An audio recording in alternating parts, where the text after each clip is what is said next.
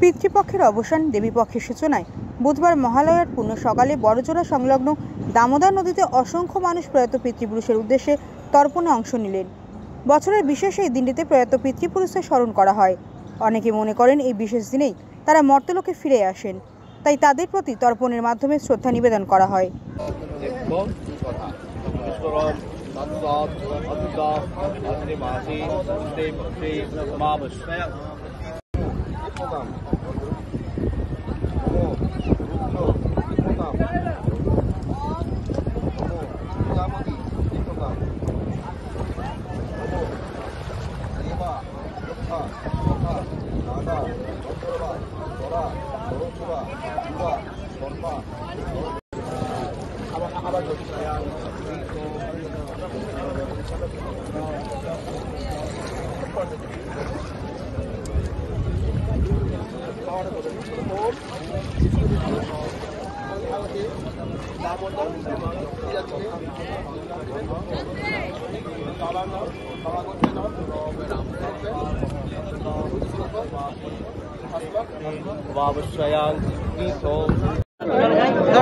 দেখুন, পিতৃপক্ষের অবস্থানের সঙ্গে সঙ্গে মাতৃপক্ষের আজকে আগমন সূচনা।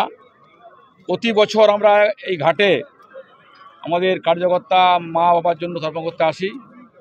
এবছর যে জন্য বিশেষ করে আসা, তিলোত্তমা তার এখনও শাস্তি পায়নি, এখনও বিচার পায়নি। মায়ের কাছে আরাধনা করতে এলাম তারপর মাধ্যম দিয়ে যে মা, তিলোত্তমা যারা হত্যাকারী, যারা খুন করে ধর্ষণ করেছে, যেন বিচার পায়। সঙ্গে সঙ্গে সারা পশ্চিমবঙ্গে মানুষ যেন শান্তিতে বাস করতে পারে, বাংলার জন্য শান্তি ফিরে আসে, মানুষ সুখ শান্তি বাস করতে পারে।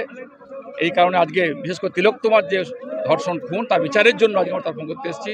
তার শান্তির জন্য প্রার্থনা করতে এসেছি মায়ের কাছে প্রার্থনা করলাম যেন শাস্তি পায়, বিচার পায়। এই কারণেই বিশেষ করে এই বছরে আসা, বছর আসি বলছে এই কারণে বিশেষ করে এসেছি আমরা।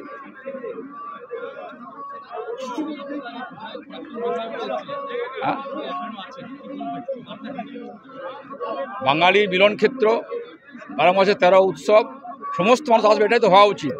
সমস্ত মানুষ একসঙ্গে আসবে, একসঙ্গে স্নান করবে, একসঙ্গে মিলন করবে, বাংলার শান্তি কামনা করবে, সকল সুখ শান্তি ফিরবে, দুর্গাপুরে শান্তি ফিরে আসুক, দুর্গাপুরে উন্নয়ন হোক, এটা তো মায়ের কাছে কামনা। আমাদের শান্তি বাস করতে পারি, আগে শান্তি, আগে উন্নয়ন, পরে অন্য কিছু। রাজনীতি সারা বছর হবেই, কিন্তু আজকে যেন আসা বাংলার শান্তি, দুর্গাপুরের শান্তি, মানুষ শান্তি, একসাথে আমরা এখানে ঘাটে এসেছি। হাজার মানুষ এসছেন, কে ধর্ম, কে জাতি, কে কোন বিষয়, কে কোন মানে পূজা অর্চনা করেন বিষয় নয়। আমরা হিন্দু সংস্কৃতি, হিন্দু কালচার মিলে আজকে তর্পণ করলাম, সকলে একসাথে এসেছি। একটাই কামনা মায়ের কাছে, বাংলার শান্তি ফিরে আসুক, বাংলার সমৃদ্ধি হোক, বাংলার উন্নয়ন হোক। এই কারণে এখানে